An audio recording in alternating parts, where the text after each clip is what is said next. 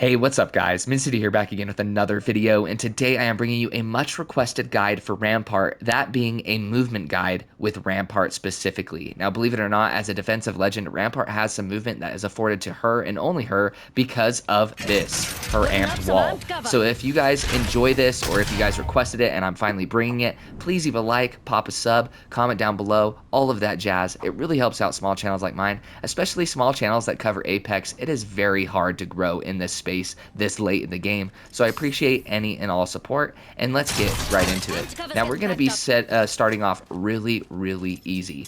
Now with this, if something's like slightly out of your range to climb, people forget, like this is still in your range, but just as an example, you can place a wall, obviously, use that to get a little bit more height, and you'll climb up it quicker, and you'll reach heights that most people can't if they're not a movement legend. So keep that in mind. You can get height, you can surprise people as Rampart just by doing that one simple trick, and I feel like people forget that a lot. Especially, say this is a door. I don't want to run over there and do it, but if this is a door and you're already blocking it, use it to climb to the top of a building quicker.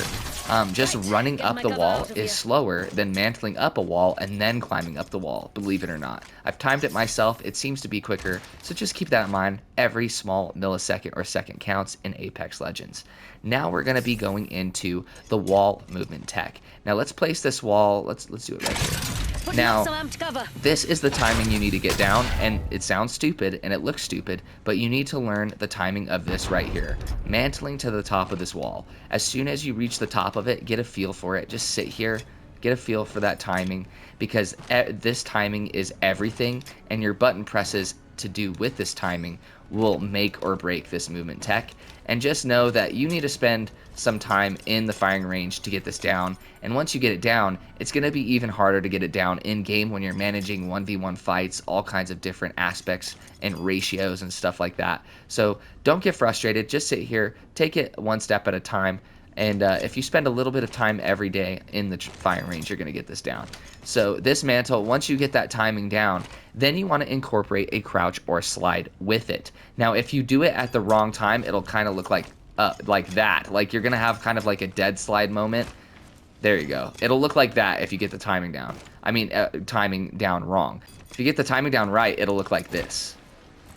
Because of the timing of it, this mantle kind of pauses you, and that'll kind of throw your opponent off because you're paused, and then all of a sudden you're flinging yourself across the screen. Now, obviously, the more momentum, the better. If you have a sprint and your weapon away, this will be easier to do and easier to learn. But if you're running at it, you go like that, and then you fling yourself. And you can use it to get into cover. You can use it to like aggressively push an opponent as well. Or you can use it to get out of fights or out of hairy situations, such as sliding into cover, like I mentioned before. Now, this is called a power slide, and this is basically the baby version of a power glide. Now, a power glide is the same thing, except when you reach the apex of this mantle, the apex, if you do that, then you press jump and crouch at the same time at that very specific moment, and you will be able to jump horizontally, and it's basically the power slide, but you're in midair. So here you go. This is what it's going to look like. Boom. So you see that horizontal, it kind of looks like the power slide, but it's flinging me farther forward. You can do that, and it has some crazy speed and crazy distance. Now keep in mind that the higher your frame rate is, the harder it is to do. So if you're on PC with controller, it'll be very hard. If you're on the new gen consoles, it'll be harder than the old gen consoles. The lower the frame rate, the easier it is to get this timing down. And that's not to be construed or misjudged with just jumping off a wall. You can kind of do a jumping off a wall and then sliding. It kind of has the same effect, except you're more floaty. You don't get as much of a distance, and a lot of people think a power slide looks pretty similar, but a power slide is much more horizontal. But this is that too. You can also incorporate this. This is better than nothing. Like, people misunderstand or they misjudge how useful it is just to jump off of your wall and then do that.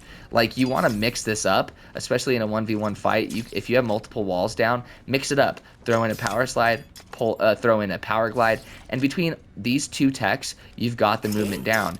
And if you get your teammates, if you have like a solid squad, get your teammates to practice this too, because if you have walls down, they can utilize this movement tech too and get used to it. So if you have a squad that you rank with all the time, have them practice this, get it down, because who knows how useful it may be. But that's it. It's that simple. Get the timing down, stick with it, practice in the firing range, and you guys are going to be using movement with Rampart in no time. And don't get frustrated. I do power glides wrong all the time still, especially in game. You guys will rarely see me do it in game still, because that timing is just tricky. But I'm not the best Rampart main in the world, but I can still do it every so often, and it helps me out. So just keep that in mind. I love you guys. Thank you so much for watching, and take it easy.